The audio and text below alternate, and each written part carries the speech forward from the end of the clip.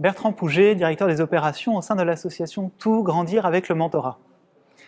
Tout Grandir avec le Mentorat a été créé en 2009 par deux entrepreneurs, Dominique Ressineau et Bénédicte Sanson.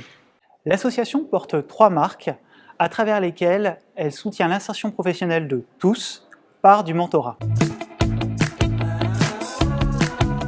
Le mentorat, c'est une relation entre pairs, entre deux entrepreneurs qui vivent ou ont vécu la même chose. Ils échangent d'égal à égal, il n'y a pas un sachant et un apprenant. La relation mentorale s'inscrit dans la durée. Elle dure entre 12 et 18 mois. Par le questionnement, le partage d'expérience, le mentor permet un effet miroir auprès de son mentoré. Il permet également une prise de recul et agit comme levier sur l'épanouissement aussi bien dans la vie professionnelle que dans la vie personnelle de son mentoré.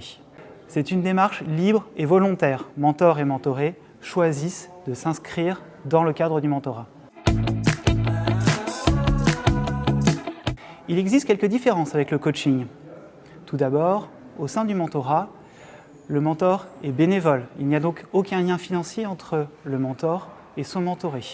Le mentor a vécu ce que son mentoré vit ou va vivre. Il comprend ce qu'il ressent parce qu'il est lui-même passé par là. Et enfin, il n'y a pas d'objectif au sein de la relation mentorale. La relation se construit au fur et à mesure du chemin qu'ils parcourent ensemble. Le mentorat est bénéfique aussi bien pour le mentoré que pour le mentor. Et pour cela, il est impératif que les deux s'inscrivent dans un cadre au sein d'une structure qui propose du mentorat, cette fameuse méthodologie du mentorat. Les bénéfices du mentorat pour le mentoré sont avant tout grâce au partage d'expérience avec le mentor, de savoir que quelqu'un d'autre a vécu la même chose, qu'on n'est pas tout seul sur ces problématiques, sur ces questionnements.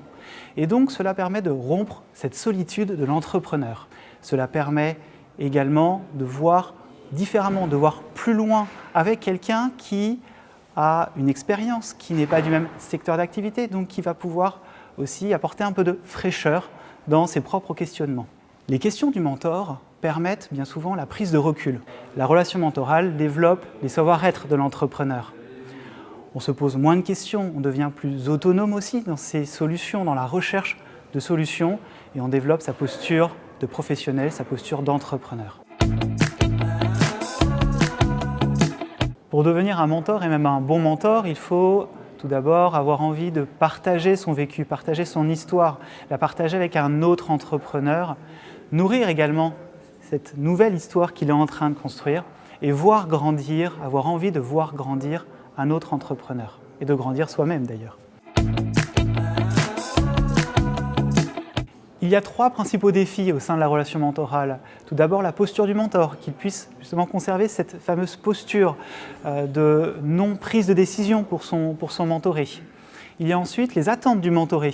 Le mentoré, bien souvent, arrive avec des questions et son premier réflexe, c'est d'attendre des réponses de la part de son mentor, que son mentor lui donne les réponses, lui dise quoi faire, voire lui partage son réseau, des tips, etc. Et puis le troisième défi, c'est d'instaurer la confiance au sein de la relation mentorale, parce qu'on est sur 2 personnes qui ne se connaissent pas au démarrage, donc d'instaurer cette confiance pour que le mentoré puisse se livrer vraiment, pleinement et entièrement, et tirer le meilleur parti de la relation mentorale.